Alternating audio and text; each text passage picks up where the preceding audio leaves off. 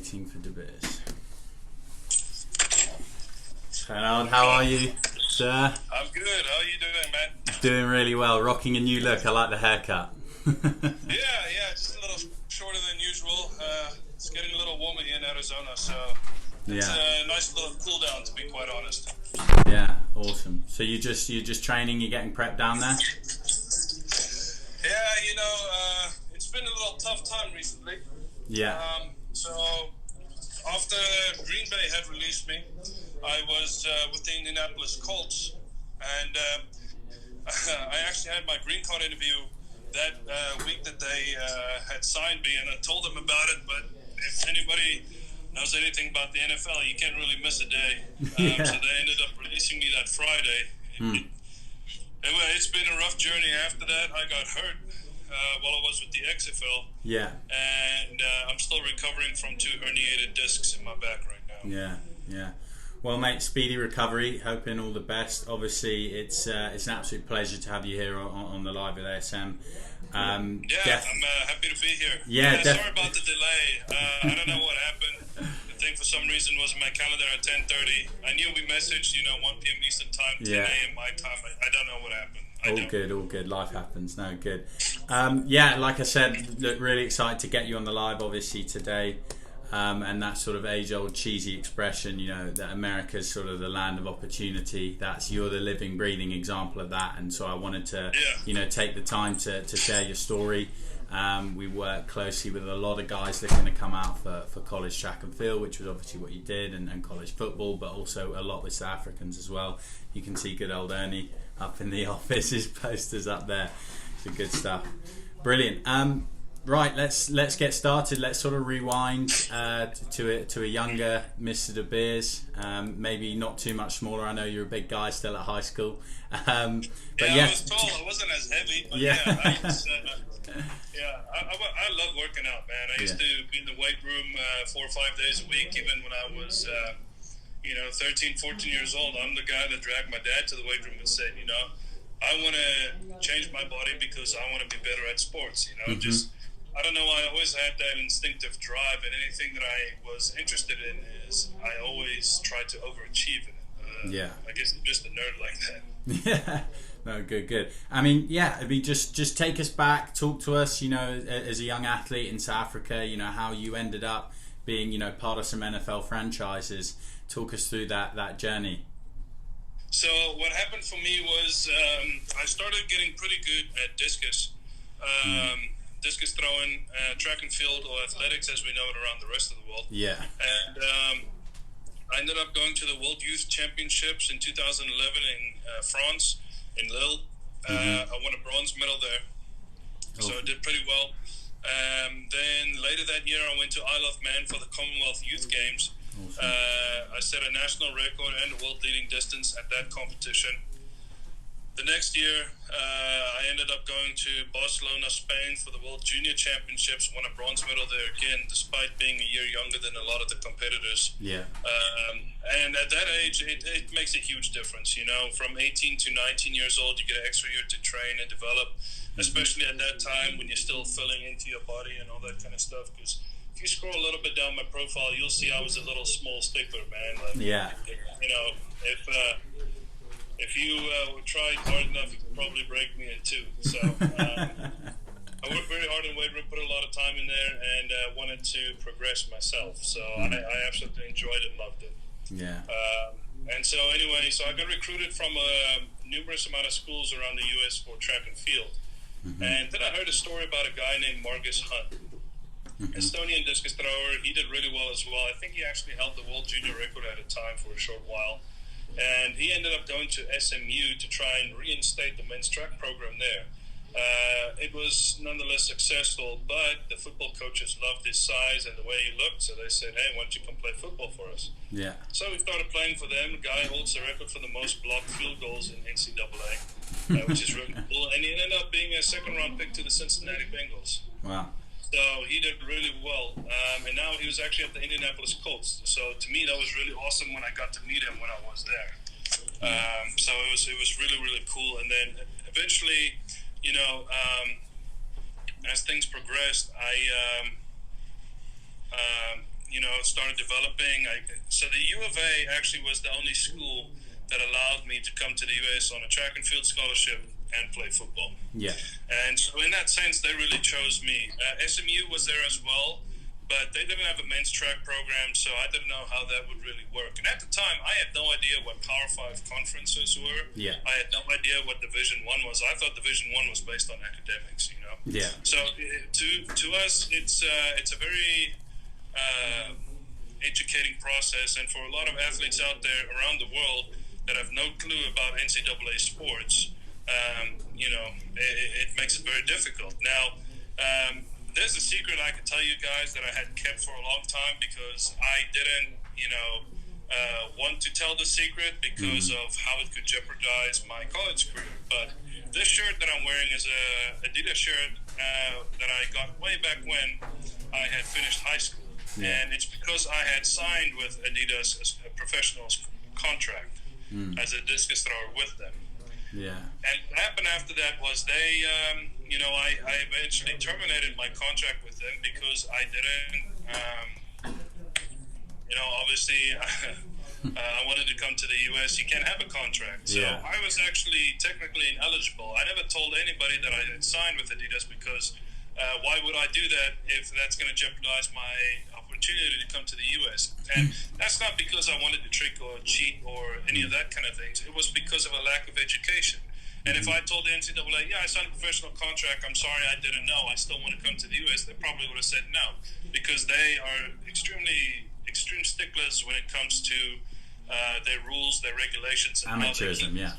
Exactly. Yeah. So, and that is the whole big picture about the NCAA. Now, for me, at that time, I was like, man, I'd do anything to get to the U.S. just to experience. I can always go and come back, but I think I'll always regret it if I never went. Mm-hmm. So, to me, that was a huge thing to end up going. So, that secret, that was a pretty huge secret to keep for about 5 years while in college. Yeah. Still wondering if it's eventually going to come out. So, and at the time, I actually went to university in South Africa for 6 months before I came to the U.S. Trying to pursue an accounting major. And, at our national championship, there were about 50 people in terms of crowd people and mostly family members. So, and when you look at the NCAA national championship and the amount of people that actually come out for that, it's incredible. Yeah. The stadium is filled all the time. There's no space to sit. Unless you have a pass, you can't get in. Unless you have a ticket, you can't get in. Tracktown, USA, Eugene, Oregon, for a reason, right? Mm-hmm. So to me, that was like a really cool experience to have that. And I've never had anybody applaud when I threw before. That's usually a sprinter's deal. So to me, that was a really cool experience to be in front of a crowd where people actually cheered when you threw far. Mm-hmm. Awesome. So, but anyway, I got to the U of A.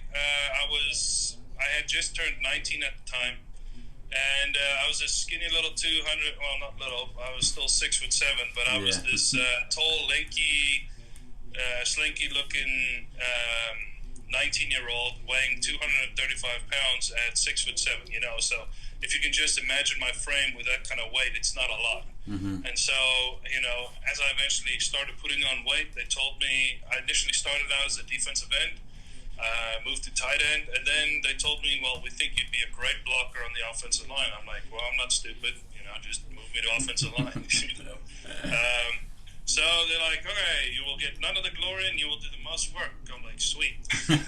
So that, for anybody that doesn't know a lot about football, offensive linemen are basically the forwards of rugby. Yeah. You do all the brunt and the work while the backline pretty boys get all the work, all the glory. Just like defenders in soccer, really. Yeah. They do a lot of the brunt work while all the strikers are the guys that get all the glory up front. Yeah. So. Yeah, they're the ones in the newspaper articles, with all the goals. Yeah, exactly. So anyway, I spent my first 2 years on the scout team, which is basically, just learning and just developing. And it's also you do other teams' plays to get the team ready for that week. It's what any backup does at any professional team as well. If you're not a starter. Yeah. So to me, it was really cool to do that and be able to progress through it and all those kinds of things. So I was very happy to do that. But it also gave me the opportunity to go against the best guys every single day. And that's how I got better. I got beat a lot. I looked like crap a lot. And to me, eventually, I just got better and better, where I started blocking these dudes, you know, where I started run blocking them and pass blocking them. And as a run-heavy offense, to me, it was quite difficult to pass block some guys because we never really got the opportunity to do that. So when I got to the NFL, guess what? It's a passing league. Now I had to learn how to pass block, and we rarely did it. I mean, our game against ASU in 2016, I was hurt that game, but just to give you an idea, we didn't attempt a single pass the whole second half. We just ran the ball all damn game. Wow. Yeah, and destroyed them too. So it was really awesome, but in the same respect, we didn't throw the ball much at all. Yeah. So to me, that was a whole new learning curve when I eventually got to the end of my 5 years and had to progress to the NFL. Yeah. Awesome. And I know you used to play a bit of rugby back in the day. I'd bump into you on campus and beg you to put the jersey on for Arizona. But talk a bit about the sports you played growing up and how that might have helped you when you transitioned to football. I mean, were there any ever times you were like, just give me the ball, I'll make the gain line kind of thing? Or how was that sort of transition? For me, it was... I tried every single sport. Believe it or not, I even did gymnastics. So I did tennis, swimming, rugby, cricket. I was even exploring a little bit of choir options at the time. And needless to say, my voice, and my God-given talents were laid out in front of me when it came to sports. My voice got taken away. So that career did not last long at all. But yeah, so I think, to me, rugby was actually the best developmental sport. It teaches you to run fast. It teaches you to run far. It teaches you to kick. It teaches you to catch. It teaches you to throw, attack, defend, when to be physical, when to not be, how to make contact safely and how to avoid contact and all that kind of stuff. Yeah. It's the best combination of everything that I can think of that rugby has developed for me. Yeah. Obviously, cricket is like baseball over here. Very similar in terms of hand-eye coordination, use the bat and the ball. And then, we don't have anything like basketball in South Africa. Basketball is one of its own, handball, I guess, is something they have in the UK, but that's maybe the closest thing, but it's nothing alike in the same respect. So, I never did any kind of basketball thing. So when I eventually got to the US, I'm like, if you ever play a pickup game, don't pick me. Whatever you do, if you want to win, you don't pick me. So, good. I know. Obviously, we've been talking a little bit back and forth, and obviously here at ASM, we kind of concentrate on the collegiate recruitment aspect. Giving people that help, giving a bit of aid, to get wherever they are in the world to obviously here in the US, and it's very unique, the university system with its scholarships and stuff. So, I mean, kind of let's dive into your college recruitment. So, at what age did you kind of think, maybe the US, or did the US come to you in a way when it came to your recruitment? No, the US definitely came to me. I was contacted by a lot of coaches, and I didn't know they had all these strict rules about how they're allowed to contact you. So I'm not going to tell you exactly at what age I was contacted, because I don't know if that'll get anybody in trouble. But my senior year, I was contacted by a lot of coaches in high school. We call it grade 12 or whatever, or matric. But that was when a lot of coaches started recruiting me, and I'm like, well, I'd already applied to these universities. I got accepted. Those are my plans. Like, I'm not huge on trying to progress elsewhere. And then as I tried out the track and field system, that's when I noticed it was pretty bad in South Africa, and I wanted to see the system. But I didn't have a lot of coaches that contacted me when I got to the World Youth Championships, because I think as a junior, for a thrower, it's very difficult to try to recruit somebody at that age. Yeah. Because you still have a lot of development to do. So when we look at the World Youth Championships to World Juniors, there was maybe 4 or 5 guys that had translated over from youth to the junior stage that threw far enough to be able to compete there. Yeah. So, and I'm talking about all the guys that I saw at the World Youth Championships. There weren't a lot of guys that made it to the juniors, and the weight was only a 250 gram, change, which is half a pound change. Yeah. You know, so it's not that much, but a lot of guys just fell off at that time. Yeah. And it was so interesting to see the correlation between the two. And actually, the IAAF, who's the International Athletic Association Federation, yeah, they now canceled the World Youth Championships because there is no correlation between youth to seniors. But juniors to seniors does have a correlation. Yeah. So they completely canceled all that and basically said that, you know, we're only going to hold juniors because there's no reason to have the youth championship. Yeah.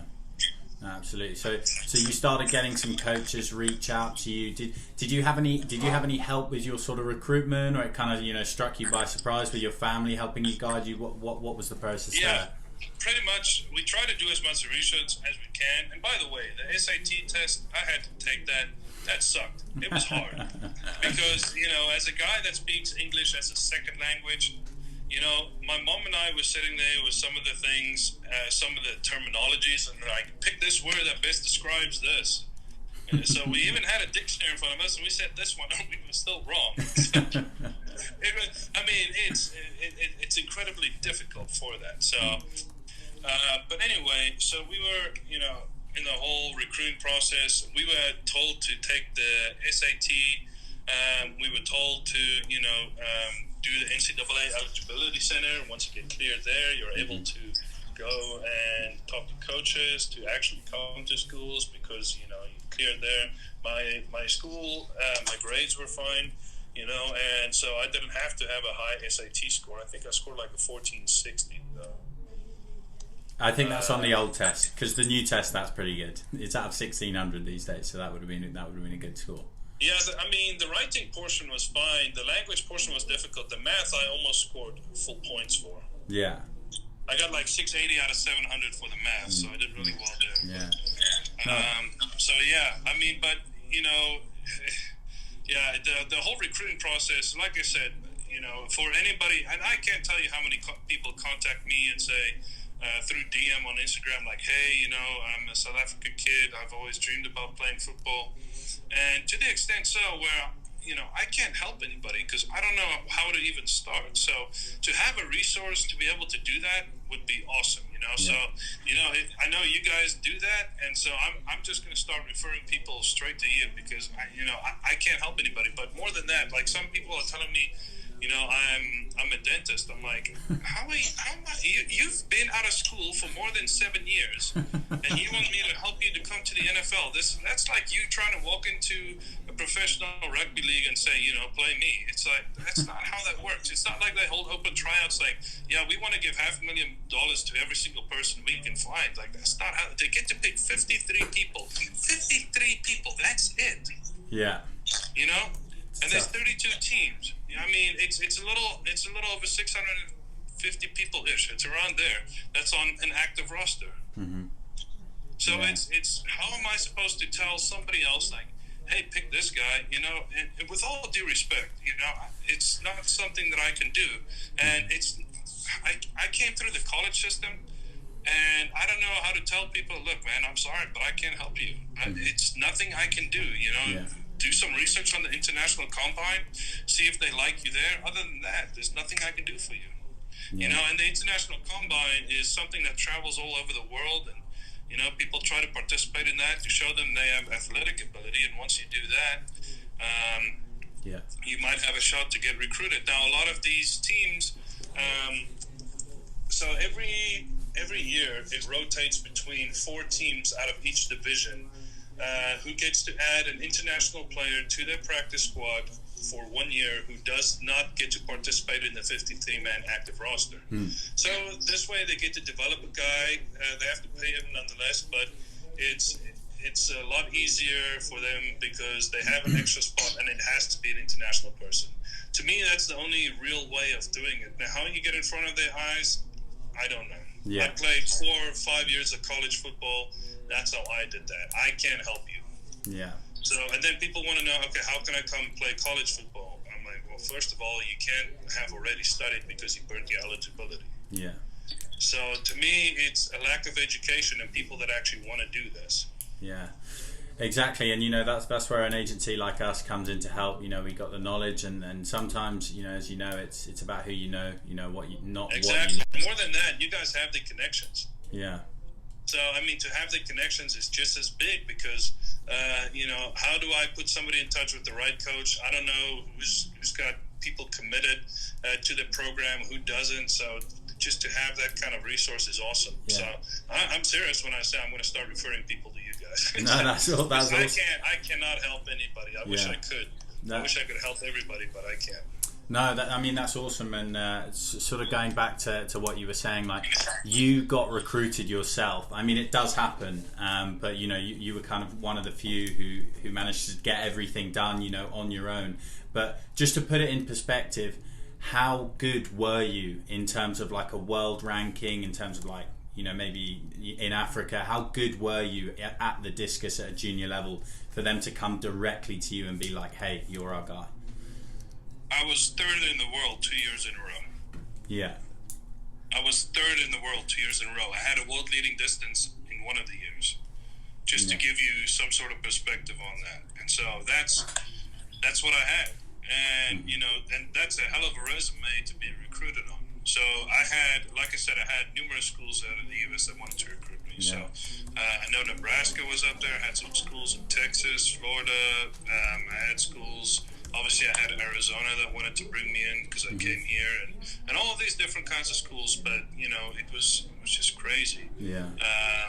But again, I told them I want to play football, and that narrowed my choices down real quick. Yeah. I mean, talk to me through that moment. You're third in the world at a junior or a youth level for athletics, and you've got this idea of playing football. How did you make that decision? You're weighing up Olympic dreams, you're weighing up potentially going to the NFL. How did you make that decision, and sort of who helped you with that decision? Well, my argument was always, that was my own decision. Because my argument was always, I can always go pick up a discus, train, and if I throw far, I can drag some sponsorships back to me and all that kind of stuff. But if I stop playing football, I'm done. If I say, well, let me do track and field first, there's no way I can go back to football later. There's no way. And the amount of development that it actually takes to become a player, you're trying to compete against kids that have been playing this since they were 8 years old. Yeah.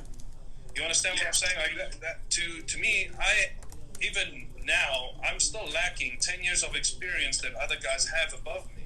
If I learned how to play in high school, how to take a pass set in high school and fit into my body a little bit better, or grew up against, around the game and see how things are done, maybe it would have been easier for me. You know what I mean? But in that time, it was really, really difficult because I had to learn a whole new game. And to start out as an offensive lineman, it is the most technical position on the field. There is no other position that requires more technique. I mean, if you look at the throwing styles of quarterbacks, they're all different. Yeah. I was around Aaron Rodgers, one of the greatest ones there is. This guy throws the ball out the side of his arm like everybody else comes with the elbow over the shoulder like a javelin thrower. Yeah. But this guy, he just tosses it out the side. So everybody throws differently. It's, and there are some base things that you have to do the same in terms of offensive line play, but for a lot of times the technique is different, when I was up in Green Bay, Brian Balaga and David Bakhtiari, those guys were my heroes. Like, looking up, I'm like, I want to be like them. David Bakhtiari being a Pro Bowl guy, Brian Balaga being one of the best right tackles in the league, years running. I'm like, I want to be just like them, And so watching the two of them go, there are some base things that are the same, but they're not the same in the same. They don't set the same. They don't look the same when they play. They move different, So it's finding what works within your own body. And at the start of my career, I was too robotic. I was trying to be too technically perfect, and it ended up being coming a lot against me because I struggled to. I was so focused on the technique that I never found a way to do it for myself. Do you think that must have come from your discus training? Obviously, it's a hugely technical event. Yes, it did. I was looking into it too much, and I was overcomplicating the whole process at the time. And it took me some time to realize that, look, just play ball. It's just like rugby. You can't plan everything out. It's not going to go that way. Discus, you're like, okay, push out my left heel, get over my left leg, push my weight over, bring my right leg wide, keep my upper body behind, left hand straight down the sector, bring my right leg. It's it's very technical. I can explain you piece by piece what you're supposed to do in discus, but football I can't, because every rep is different. Discus, everything is the same every single time. Yeah. But it's very, very different when it comes to football. Awesome. Yeah.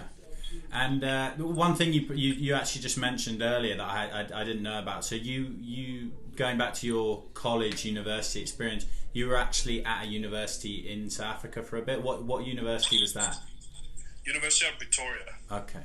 And that's my hometown. Yeah.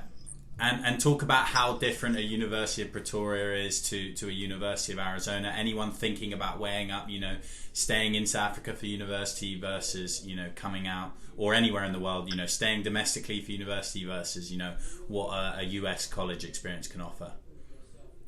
Sports-wise, if it's just the resources, it is incredible the amount of support and things that you can do in college sports.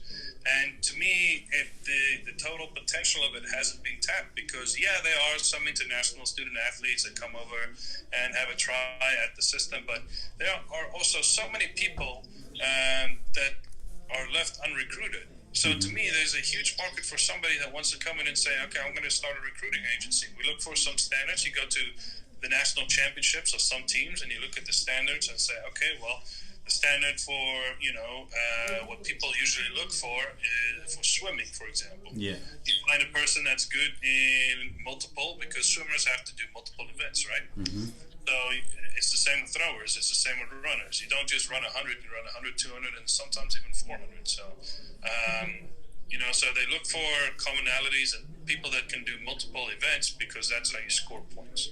And at the end of the day, that's all that matters, is people looking for, improving their program. So there are a lot of sick athletes out there that just have fallen through the system just due to a lack of exposure of the national sports. Yeah.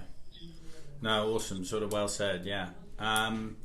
Just sort of, wrapping up my questions. I know there was a lot of guys who asked from Instagram, sort of personal questions. We got a guy, Manny, he's 14 years old, and he wants to know how he can prepare himself for college football.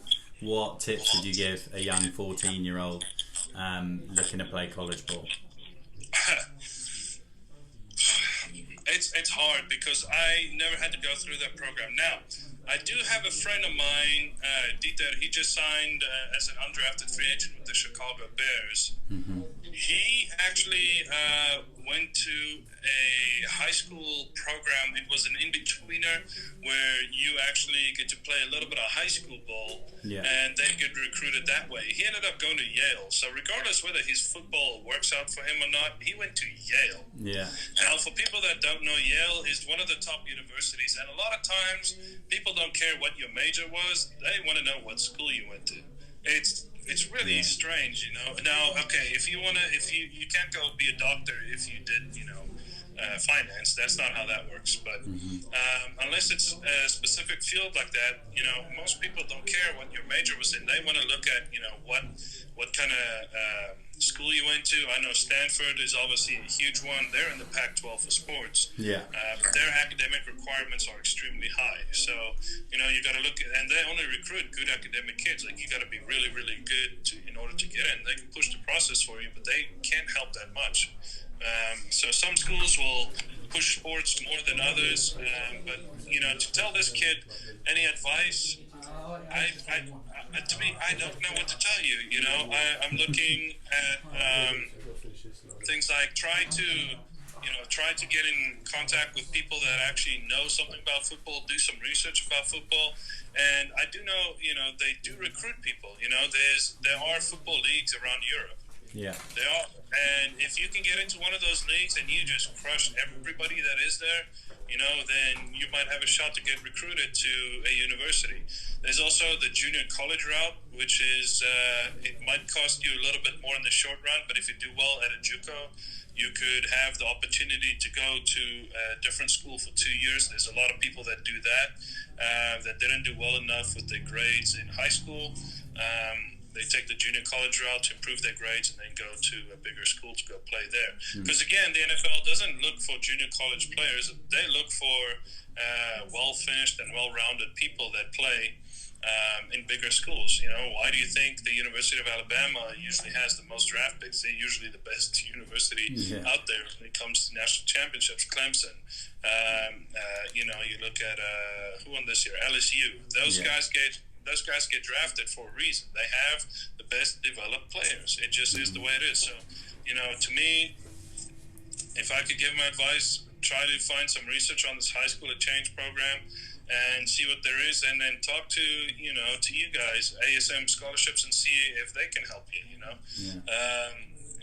know, I'm sure there's a lot of people who dream about playing American football, and I say this with all respect as well. Not everybody has the ability to do that, because they get 53 people. There's a little bit over 600 people that are on an active roster. 600 out of 300 and something million Americans. That's it. Only 600 people. So you can imagine the competition here. So if you want to come in and integrate into this system, you got to be a really good athlete, and you got to put your nose to the grind, man, because it is hard work. Yeah. I guess sort of hats off to you for making one of those 600. I know you worked hard, obviously, at the college. No, thanks. I appreciate that. That's not where I was heading with that. Thanks. No, yeah.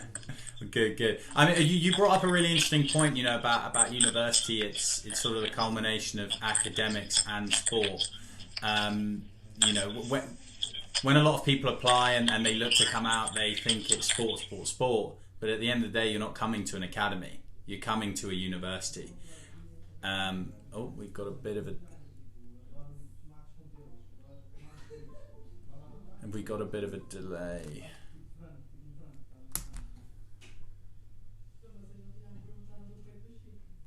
I think we've lost connection momentarily. Office needs to pay the Wi-Fi bill. Clearly haven't.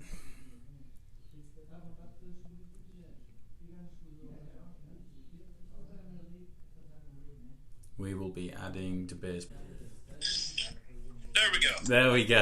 Bit of a malfunction. Sorry about that. Yeah. You need to update your Wi-Fi, mate. Pay the bill. Yeah. No, I had an incoming phone call, and for some reason it decided to cut off Instagram because it was a WhatsApp call, so that's why. Okay, all good. Yeah. Brilliant. I think I was just bringing up a point, you know, about going back to college, going back to university, obviously your journey to the US collegiate system.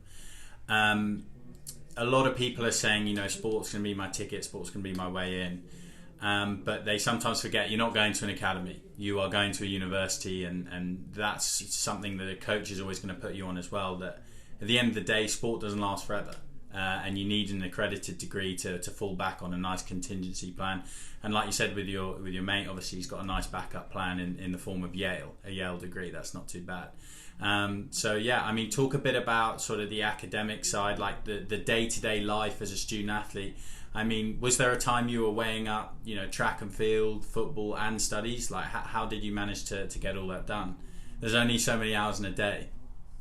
Yeah, so here's the thing. First of all, you know, in order to maintain eligibility, you need to do a certain amount with your grades. The NCAA requires a 2.0 GPA, which means you have to maintain 70% and up in your grades in order to maintain eligibility. Yeah. And the thing is that a lot of people look past is like, you know, sports is your ticket in, but that's not your ticket to stay there. Because if your grades aren't doing well enough, then they're going to kick you out because, you know, you can't compete for them. Yeah. They have to adhere to the NCAA rules, and if they don't, they will get disbanded, and they will not be allowed to be part of the NCAA. And that's where all the revenue comes from. Again, money is the big driving factor for this. If there was not money to be made in this, then people wouldn't be having it. You know, so, but yes, there's a reason they say student athlete and not athletic student. Yeah. So, you know, the student part comes first. Make sure you take care of your academics, and you get to go back and say, if you do decide to go back home, I have an American degree. How many more people would want to hire you if that was the case? You know, so to me, that was a big wake-up call. Well, to me, not a big wake-up call. The big wake-up call is really how big sports were, because academics has always been number one from where I was. So yeah, it was very, very interesting to see, all the rules and regulations they have, and that's not important to know. The most important thing is make sure whatever you do well at. Excel at your schooling and excel, and make sure you pick a major that is actually going to be worth something. Yeah. Go pick something that is good for you, that will give you a good future, and don't waste time just floating through trying to find something just to get by. Yeah. No, exactly. Well said. And we got another question. Sort of you transitioning obviously into a professional athlete. Brendan has asked what was the day to day like when you were in the NFL? What was your typical in the day? NFL? Okay. Let me do two things. Let me tell you what it was like at college level first. Yeah. Then I'll tell you what it was like in the NFL. So college level. So for me, it was a bit tougher than most because I did two sports. On top of that, I decided to join a fraternity so I can make some contacts, and, meet some people that way. Yeah. And so to me, that was a really good way to connect and all those kinds of things, but it added more to my plate. So usually, and every day was different because classes were on different times. So, but what I did was usually in the mornings, classes took place. Whenever I had a break, I would usually go throw discus about 3 to 4 times a week. Depending on which season we were in, was depending on who I lifted with. Yeah. Then I went over, had some lunch, and I went over to the football facility. I do my own studying and stuff in terms of football, and then we would have meetings at 2:10 until 3:05-ish, and then we were on the field around 3:20. We started a little bit earlier as an offensive line. Practice started around 3:30. We would end around 5:15, 5:30-ish, and then we had dinner. We did a little bit extra on the field after. Went back to the locker room, showered and changed, went upstairs and got dinner. Then that was the end of the day. Then started homework. You have projects and things you got to do. You got to make sure you take care of them. Now, if you're in season, you're also traveling over the weekends, so then you can't wait for your projects to be taken care of on the weekends, because Friday you'll meet in the morning. Depending on if it's a home game, you'll meet in the morning. If it's away, if it's home, you'll meet in the afternoon, get on the bus and go to the you meet in the afternoon, have a walkthrough, and then get on the bus and go to the hotel that you're staying at for the home game, because I want to make sure everybody's in one place and everybody drives together. Or if you're on the away game, you'll meet in the morning, you'll fly out that afternoon, stay in the hotel, play the game, and then fly back that same night. A lot of times we got back at 4 in the morning. You're tired, you're dragging, you just played a football game, you just want to go to bed. Yeah. And, I can't sleep on a plane. I'm too large. I don't fit anywhere. So, to me it was rough, because and then on Sunday you sleep in because, you just got back at 4 in the morning. So you try to get as much rest as you can, but you got to be back at the facility around 3:30, team meeting at 4. You have a lift, and then you have a practice, and then we finish around 8 o'clock at night. So then you have some dinner, and then you go home. So then your weekend's gone. So you got to find way and time to make your homework, study for tests, do your homework, do your project, all throughout the week, because you don't have time. Now, during the springtime, January through May was track and field season, so I was always in season, so I always had to do things during the week, and that just bulked up my weeks, and it took a lot of my time. So, and there's a lot of nights where I didn't get to sleep 7 hours a night, because I had to make sure I had my schooling done. So it was a rough process. Now, NFL schedule, that's even worse. So now you get to camp. First of all, Tuesday is the off day of the NFL. Make sure you show up. Don't it's not your off day. Don't not be there. Secondly, you go in on.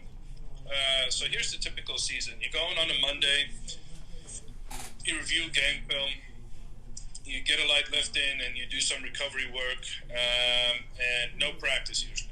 Tuesday is your off day. People go in and lift, and they do their own film study. Because Wednesday morning comes, some coaches like to quiz you and say, well, what do they do?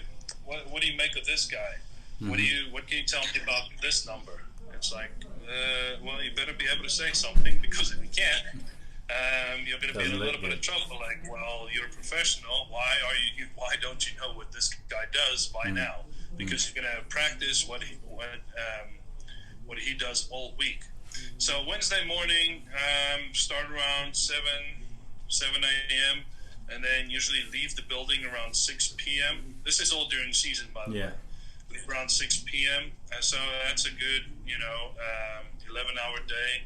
The same for Thursdays. Those are your bulkier days. Friday, they call Fast Friday. You come in usually around 8.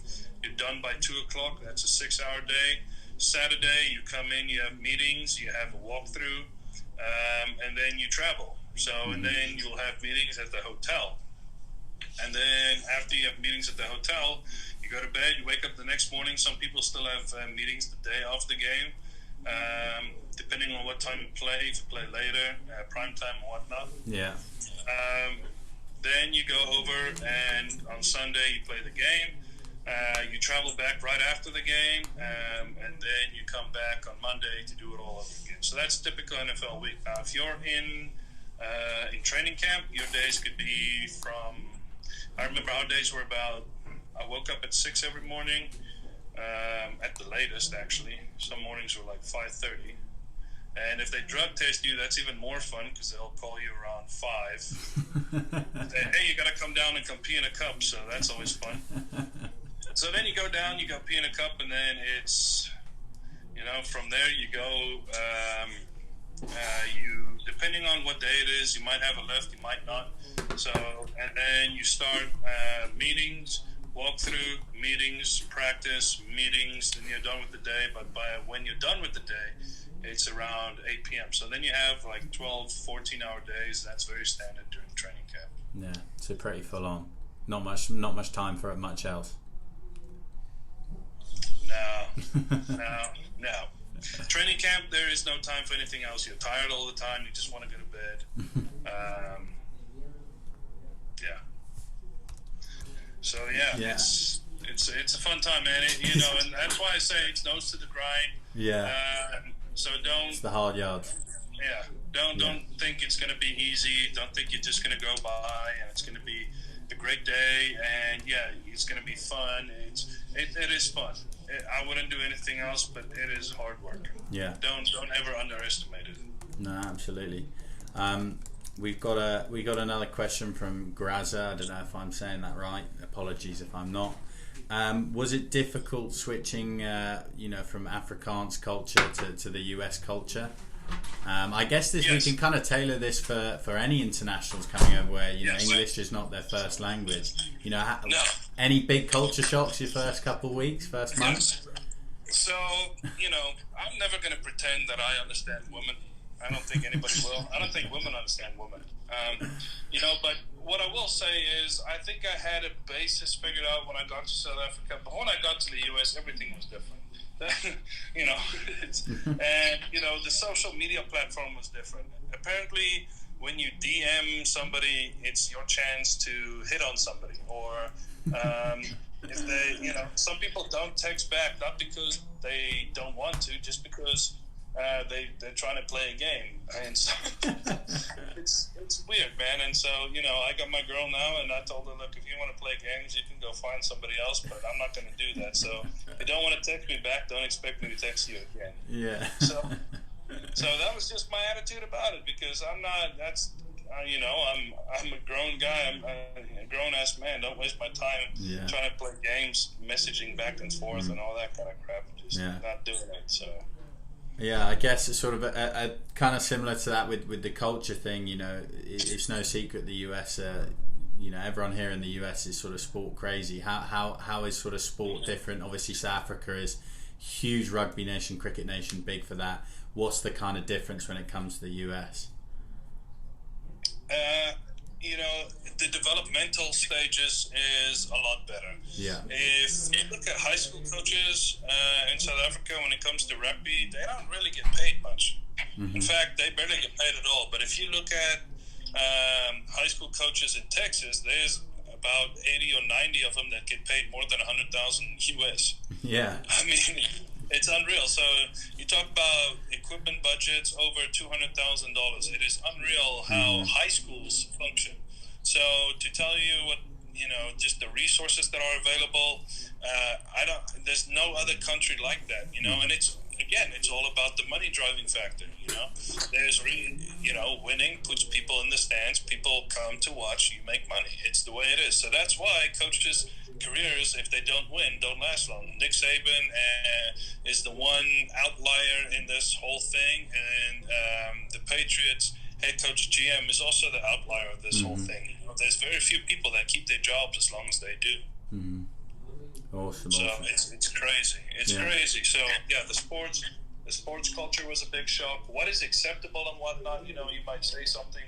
I'll tell you something, man. Americans go from 0 to 100 real quick. You say you're all laughing along, and then you say one wrong thing. So all of a sudden, somebody wants to fight you. I'm like, dude, sit back down. Like, don't even.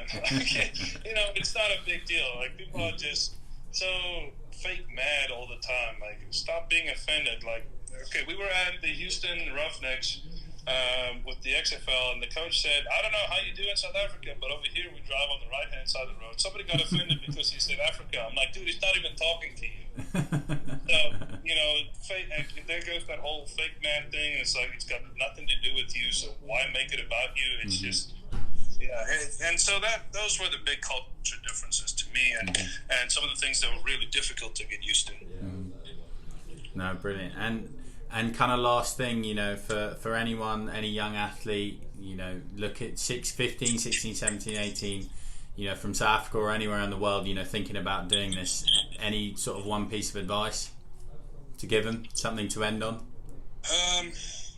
If I could give any advice, it would be to make sure you work hard in whatever you do. Whether this is destined for you to be and come to the U.S. colleges and go through that system, or if it's not destined to be, don't hang your hat on whether you get this opportunity or not. But more than anything, make sure you work hard at what you do, and make sure you enjoy the people around you.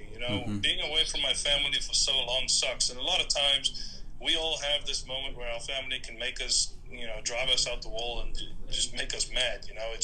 But cherish the time around them, because I promise you, you will miss them if they're not around as often, which I do. For me to go home once a year, that's about how many I can do.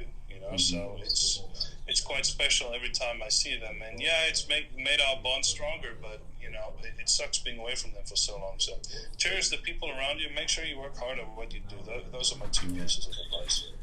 No, I think very, very good piece of advice. It's a big decision when people want to come out here to college. You're moving halfway around the world, so just obviously cherish the moments and have that support base. I think is ultimately very important. Look, Gerard, I've really enjoyed your time today, mate. Thank you for all your insight into college athletics, college sports, college football, the NFL, obviously. Wishing you all the best in the future. Stay safe, stay healthy, to your family as well, and best of luck in the future to you.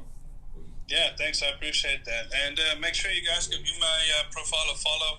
And then I'm very engaging with people who want to talk, so I might not be able to help you, come to the U.S. or try to fulfill that dream, but I'm happy to, talk to people and see if I can give them advice regardless. Awesome. We're here to help as well, absolutely.